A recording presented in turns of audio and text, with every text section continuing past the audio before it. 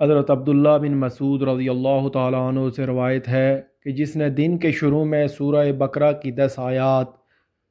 سورہ بقرہ کی ابتدائی 4 آیات الف لام میم سے مفلحون تک،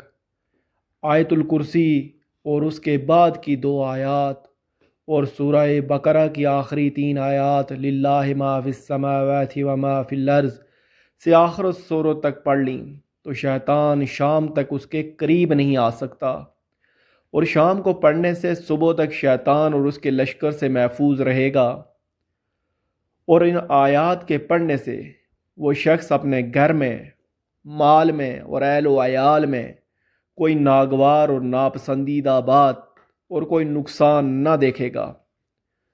اور اگر یہ آیات کسی مجنون پر پڑھی جائیں تو اسے بھی افاقہ ہوگا۔